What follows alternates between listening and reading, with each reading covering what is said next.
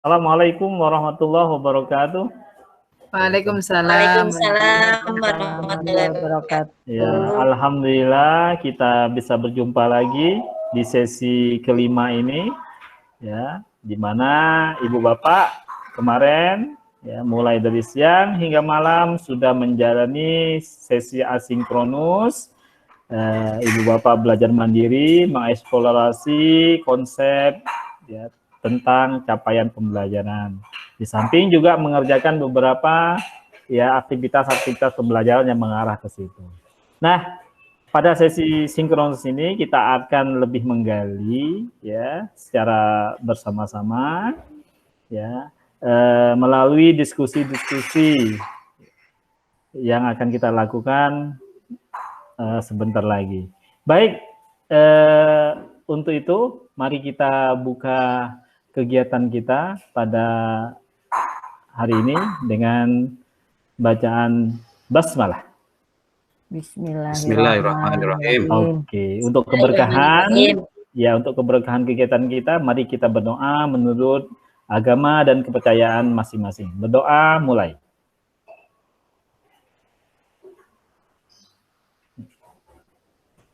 Selesai.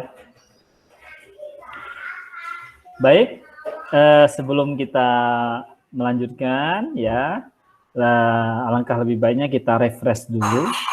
Karena kita akan nanti berdiskusi panjang lebar, otomatis mengeluarkan pemikiran yang ekstra, ya, perhatian yang luar biasa. Untuk itu, siapa yang akan memberikan ice breaking di sini?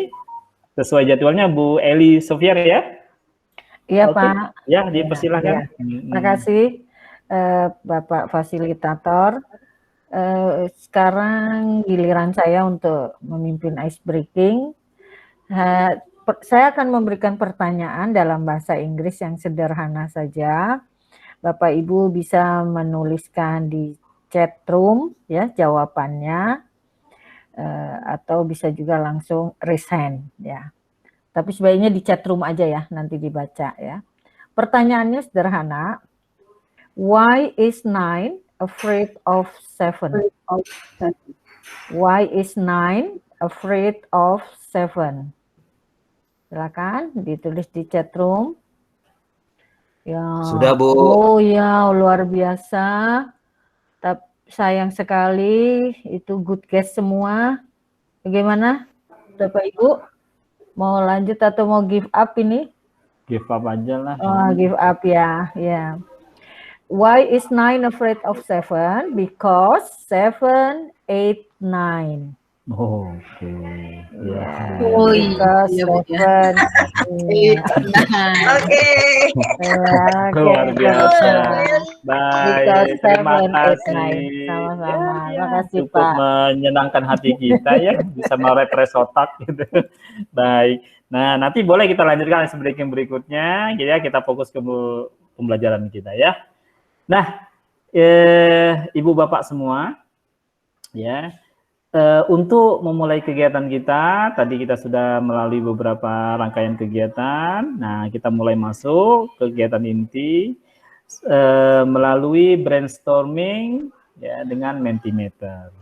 Jadi ini tujuannya apa? Agar kita sama-sama, ya, bisa menyatukan pemahaman kita tentang apa itu capaian pembelajaran.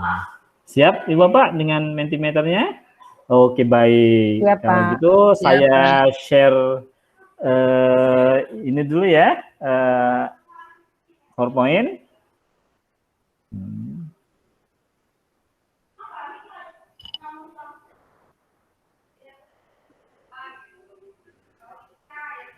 Oh ya, sambil saya sharing, tadi lupa saya mengatakan bahwa tujuan pembelajaran kita adalah untuk apa kira-kira? Tujuan pembelajaran kita? Nah, boleh Pak saya? Ya, silakan. Kira-kira mungkin memahami capaian pembelajaran ya, Pak? Betul, ya, memahami capaian pembelajaran, ya. Baik. Nah, sudah terlihat? Sudah, Pak. Ya. Oke. Ya, betul sekali ya apa yang diucapkan tadi oleh Ibu Eli bahwa tujuan pembelajaran kita adalah di mana semua peserta nanti bisa memahami capaian pembelajaran itu. Nah.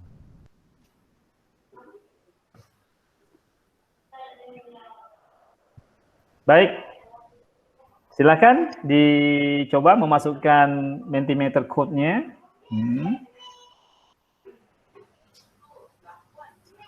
Baik, sudah? Sudah, Pak. Sudah, Pak. Ya, silakan dijawab pertanyaan yang pertama. Pak. Ya, silakan dijawab pertanyaan pertama. Sudah, Pak. Pertanyaan ada di layar, ya, tidak perlu saya ucapkan ya, ada di layar. Ya. Oke. Selanjutnya pertanyaan kedua. Sudah, Pak. Baik. Sudah, Pak. Ya, Pak, sudah. Nah, baik kalau begitu. Wah, luar biasa, semua sudah mengerjakan ya. Nah, ini hasilnya ya. Oh, pertanyaan pertama adalah apa saja yang sudah Anda pahami mengenai capaian pembelajaran? Wah, ternyata Ibu Bapak sudah sangat memahami sekali ya. Ada yang mengatakan bahwa capaian pembelajaran itu adalah kompetensi itu sendiri.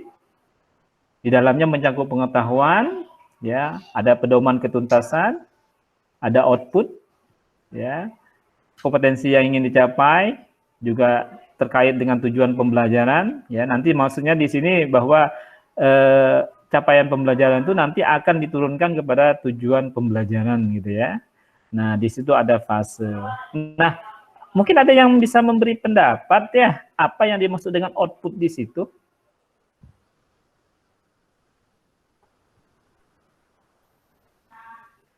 Gimana Ibu Bapak?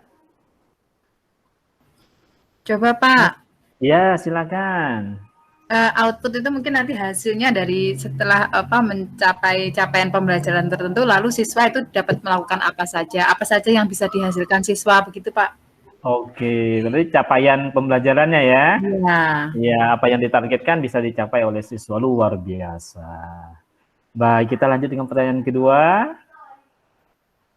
Nah, apa saja yang belum Anda pahami mengenai capaian pembelajaran? Wah, ternyata Ibu Bapak sangat ingin tahu ya tentang capaian pembelajaran itu. Mungkin di modul yang dipelajari belum bisa tergali semua karena masih belajar mandiri sifatnya. Belum ada sesi diskusi ya yang lebih bisa mengeksplor kita. Maka mungkin masih ada beberapa yang ingin diketahui tentang hal tersebut. Oke, terkait apa itu konsepnya, kompetensi esensialnya apa, apakah itu serupa dengan KDK gitu ya, yang kemudian bagaimana mencapainya. Wah, ini ada hal-hal yang menggelayut di kepala Ibu Bapak ya, yang ingin nanti diketahui saat pembelajaran nanti. Jangan khawatir, nanti kita akan membahas semuanya ya. Kita melakukan diskusi bersama sehingga kita bisa memahami hal-hal tersebut yang Ibu Bapak tanyakan ini ya. Nanti saya sebagai fasilitator ini akan membantu menguatkan ya sehingga nanti kita mempunyai pengetahuan yang satu tentang hal tersebut. Baik. Oke, silakan kita bisa lanjutkan dengan pembahasan berikutnya ya. Mentimeter itu bukan hal yang baru ya teman-teman ya. Saya kira Bapak dan Ibu sudah familiar dengan ini. Bapak dan Ibu sebelumnya Bapak dan Ibu kan sudah melakukan diskusi kelompok ya. Bagaimana? Apakah mengalami kesulitan Bapak Ibu? Ya. Iya Pak. Sudah Pak. Masih Sudah. banyak yang perlu ditanya. Masih meraba-raba Pak jawabnya. Ya, dalam diskusi tersebut kan Bapak Ibu diminta untuk mengidentifikasi fase-fase yang ada di capaian pembelajaran. Ya. Di bentuk PDF-nya itu kan sudah ada ya Bapak Ibu ya, sudah ada tersedia fase-fase yang sudah disusun oleh pihak kementerian. Ya. kira-kira Bapak dan Ibu masih ingat nggak ada berapa fase yang ada diinformasikan di LMS kita? 5, Bapak. 5. Ada lagi yang lain yang berbeda?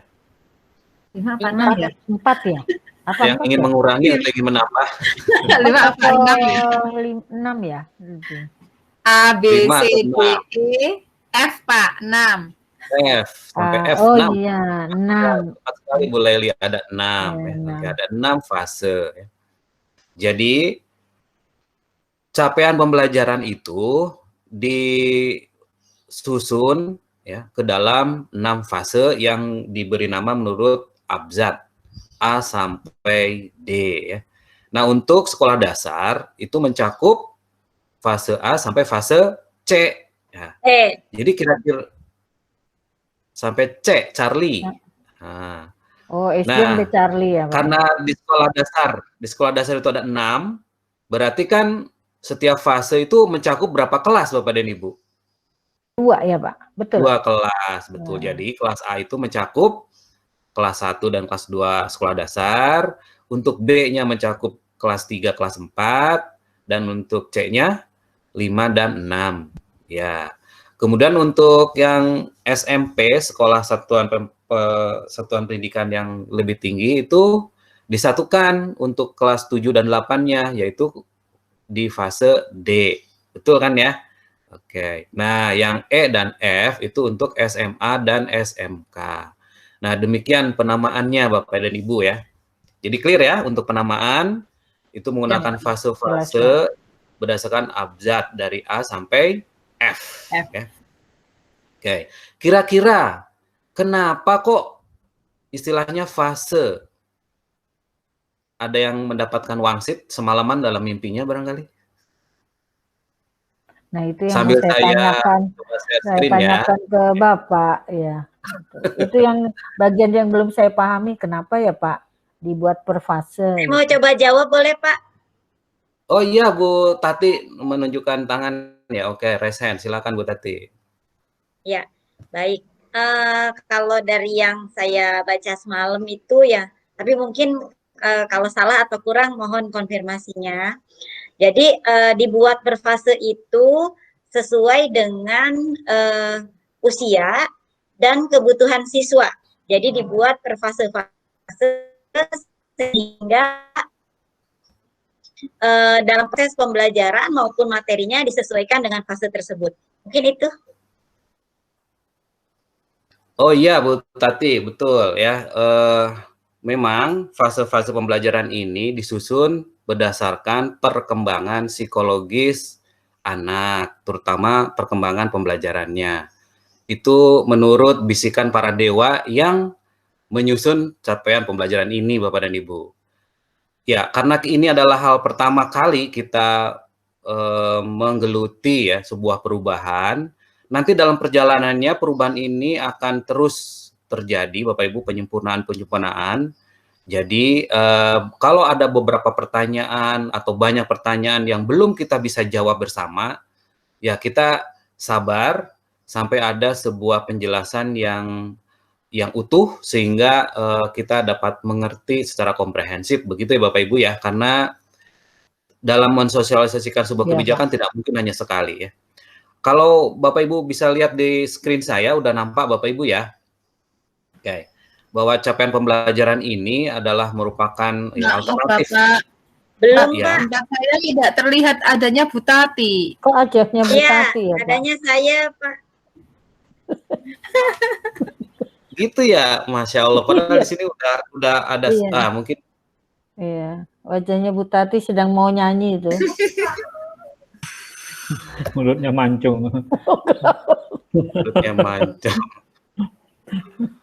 Belum muncul ya? Kok bisa ya? Belum, okay. Belum Pak. Saya ulangi lagi ya. Ya sambil menunggu Bapak Ibu. Jadi kenapa dinamakan fase? Karena itu sesuai dengan perkembangan psikologis. Kan kita belajar psikologi pendidikan tuh ya. Ada fase toddler, fase anak, dan ini diselaraskan dengan itu. Nah, Fase-fase tadi, Bapak Ibu, merupakan tujuan akhir di setiap fasenya. Sekali lagi, fase A misalnya, itu adalah tujuan akhir dari fase A yang mencakup kelas 1 dan kelas 2. Nah, untuk SMP berarti karena kita fokus ke dalam satuan pendidikan SMP, berarti itu adalah tujuan akhir fase D yang mencakup kelas 7, 8, dan 9 gitu ya. Oke. Sehingga dari fase-fase tujuan akhir tadi harus diturunkan ke dalam terminal objektif di setiap jenjang kelasnya. Ya. Begitu Bapak Ibu ya. Oke, pemahamannya tentang fase yang ada di capaian pembelajaran kita. Sebentar saya coba set lagi Bapak Ibu, mudah-mudahan nggak error nih. Laptop saya agak lambat ya. Oke, here we go.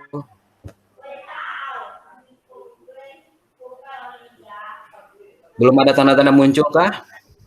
Belum ada. Ya. Belum, Pak. Ini karena lambat ini. Atau Ya, boleh sambil di tunggu aja. Ya, bahwa fase pembelajaran tadi tiap-tiap mapelnya itu khas ya Bapak Ibu ya. Nah, khusus Nah, ini udah ke muncul. dalam pembelajaran.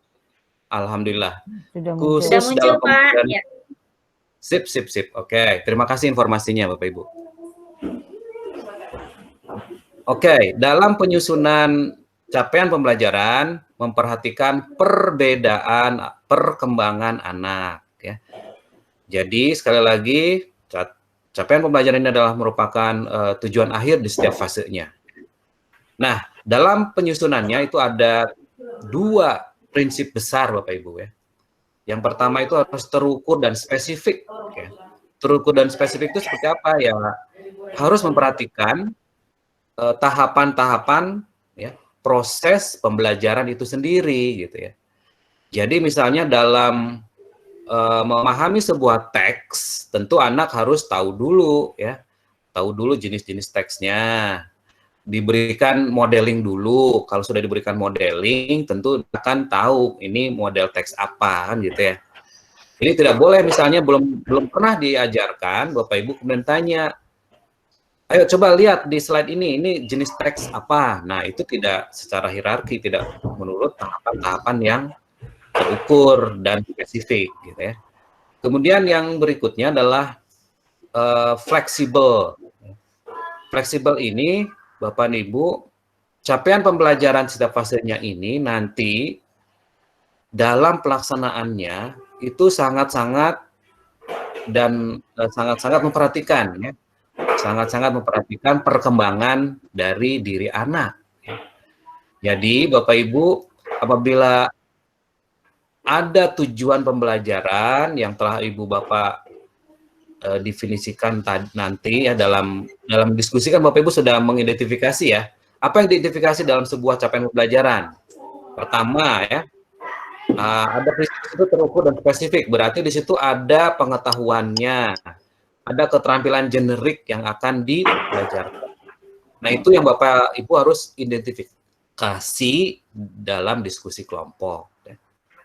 Misalnya untuk fase D ini kan sangat umum Bapak Ibu ya, karena ini tujuan akhir untuk kelas 7, 8, 9.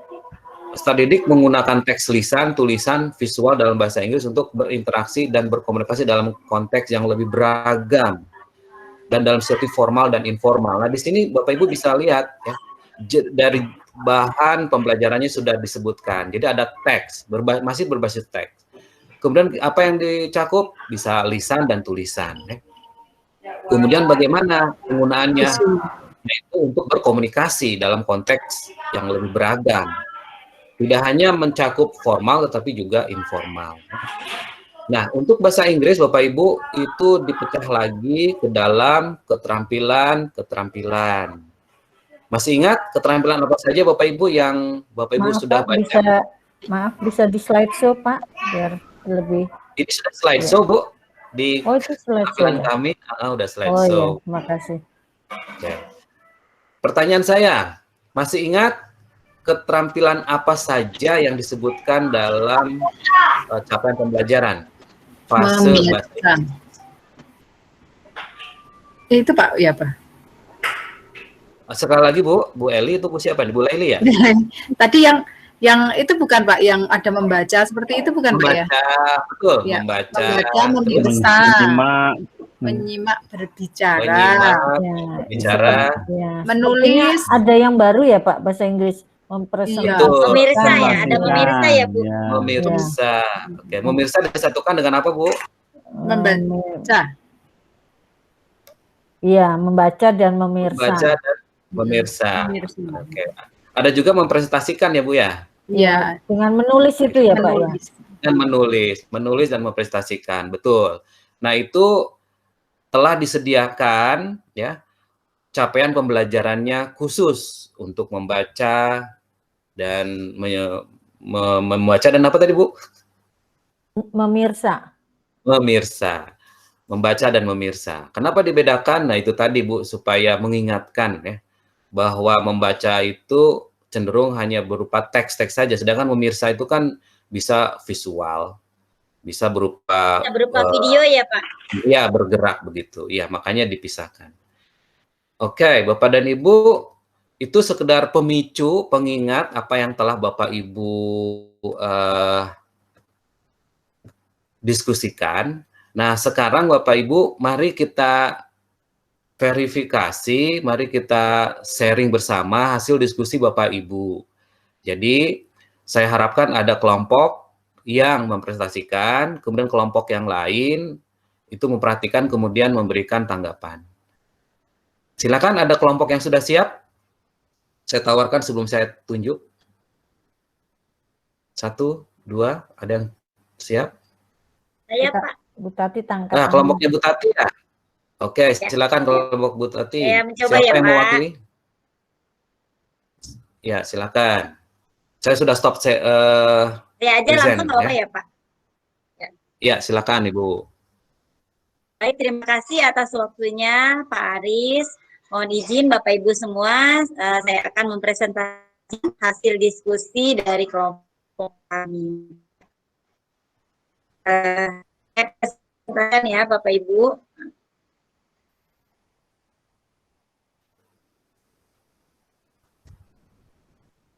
Apakah sudah terlihat Bapak Ibu? Sudah Bu. Dalam proses Bu. Sudah Bu. Tapi kurang besar Bu. Sudah. Kurang besar ya, saya perbesar. Persentasenya. Apakah terlihat Bapak Ibu? Sudah. Ya, jelas Sudah, Bu. cantik. Ya. Terima kasih. Ya.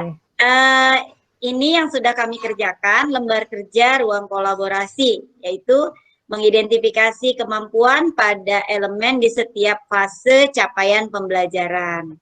Nah, inilah hasil diskusi kami. Mata pelajaran bahasa Inggris, elemen yang dipilih menyimak berbicara.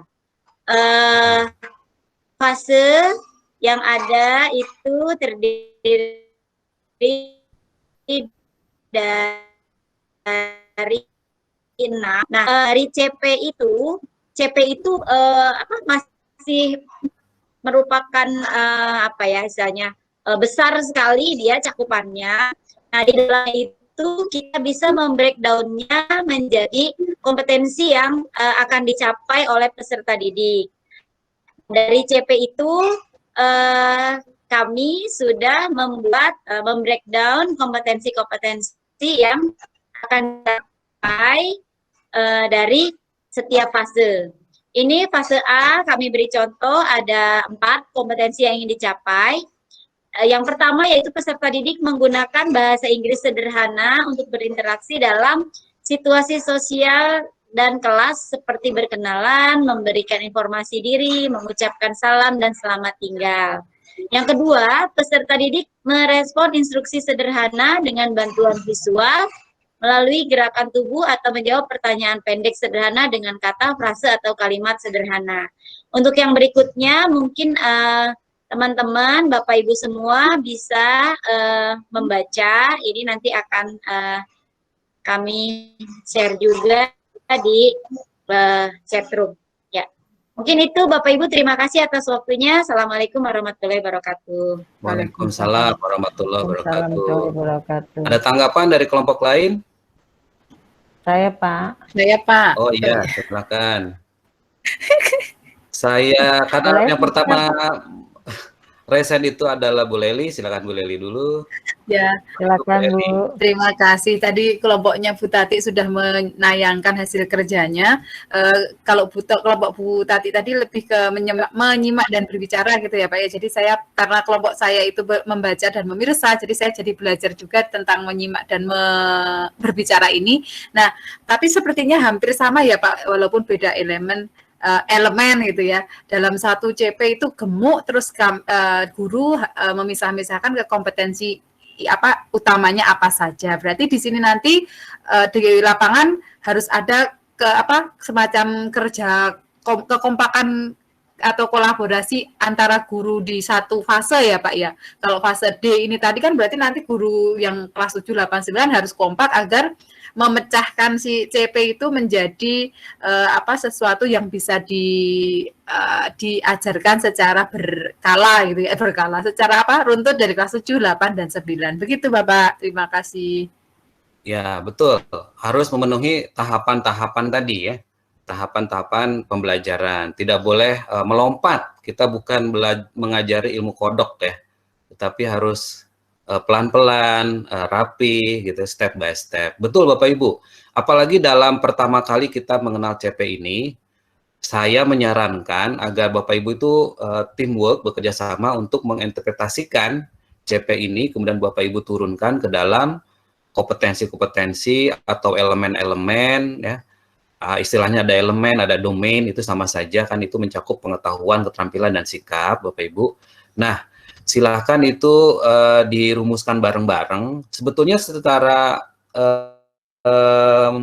possibilities, bisa saja Ibu, Bapak menyusunnya sendiri kalau Bapak Ibu memang mengajar di kelas 7, juga 8, juga 9. Nah, itu kan Bapak Ibu sudah tahu peta perkembangan anaknya atau potensi materinya harus tersebar di kelas berapa dan sebagai bahan dengan cara menyebarkannya itu, kemudian Bapak Ibu sudah memahami siswa-siswanya, silakan. Kalau Bapak Ibu bekerja sama dengan sekolah lain, itu pun memungkinkan di MGMP misalnya ya. Itu akan lebih rapih lagi dalam penyusunan tujuan pembelajaran atau elemen-elemen atau kompetensinya tadi ya. Tetapi tetap Bapak Ibu ingat ya, nanti realisasinya itu harus disesuaikan dengan kondisi siswa masing-masing. Kalau kondisi siswanya itu fast learner, mungkin 100% bisa dilaksanakan. Tapi kalau misalnya terkendala, jangan dipaksakan Bapak Ibu. Artinya harus dikurangi, dan itu memungkinkan sekali. Baik, kelompok sebelum pindah ke kelompok, ada Bu Eli tadi ya juga ingin menyampaikan pendapatnya.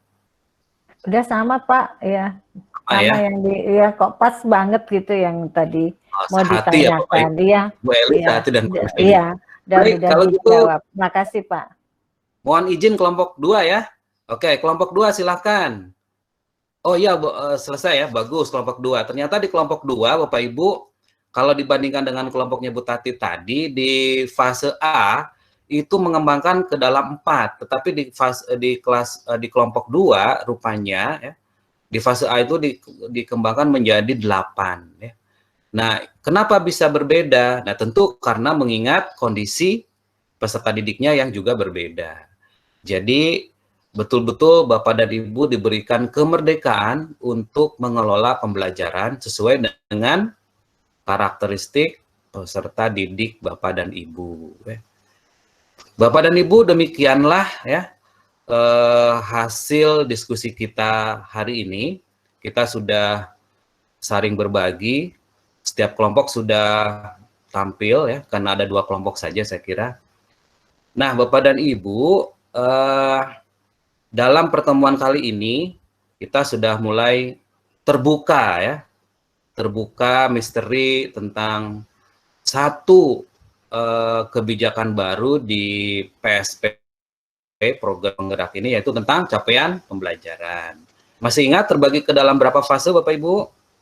6, Pak. 6 fase. 6, Ya, untuk Bu Tati, ya 6. Jangan dikurang-kurangi atau ditambah ya Bapak Ibu ya. 6. Ya, Baik. Pak. Nah, untuk satuan pendidikan SMP, Pak Ali. Halo Pak Ali. Ya, ya. Ya, untuk satuan pendidikan SMP itu termasuk ke dalam fase apa Pak? Fase D, Pak. Fase D, oke, bagus. Ya, ya. Nah, dalam penyusunan capaian pembelajaran itu ada 2 prinsip utama. Siapa yang masih ingat? Ingat. Apa ya, Pak? Prinsip Ada 2 apa? saja. Prinsip apa? Dalam penyusunan Berdasarkan capaian kompetensi pembelajaran ya, Pak? ada 2 prinsip utama. Yang pertama, terukur dan Oh iya. terukur dan spesifik. Ada spesifik, Pak, yang Satu prinsip. Iya. Ya, terukur dan spesifik. Prinsip yang kedua adalah lupa ya, atau pura-pura lupa. Ya, kecepatan tadi. Fleksibel. Oh, Oh, iya. Nanti Terukur belajar dan lagi. spesifik. Harus buka Ya. modul lagi nih, Pak. Betul. Bu Leli, tolong diulang. Ada 2 prinsip utama dalam penyusunan capaian pembelajaran, yaitu Ya, yang pertama terukur dan spesifik, dan yang kedua adalah fleksibel, Pak Aris. ya fleksibel. Ya, terukur dan spesifik. Terukur artinya menggunakan kata kerja yang jelas, generik, gitu ya. Kemudian fleksibel itu harus disesuaikan dengan perkembangan anak. Jadi kita tuh cenderung sekarang ini terjadi kompetensi proses balapan gitu ya, balapan mencapai tujuan. Padahal kan tidak balapan, tapi kita prosesnya lain-lain gitu, bukan kompetensinya, tetapi penguasaannya yang akan diasah, ya, penguasaannya itu. Sehingga ada yang memerlukan waktu lebih, ada yang menggunakan waktu singkat. Nah, itulah alamiah yang terjadi di sekolah kita. Maka fleksibilitas itu perlu kita adopsi. Itu hal-hal yang mungkin prinsip-prinsip atau paradigma baru yang harus kita kembangkan di sekolah. Saya kira itu Bapak Ibu hal yang ingin saya tekankan dalam pertemuan kali ini. Jangan lupa setelah ini Bapak Ibu akan ada kegiatan asinkronus, silakan dilanjutkan tugas-tugasnya, jangan lupa untuk dikumpulkan ya, dibuka lagi LMS-nya.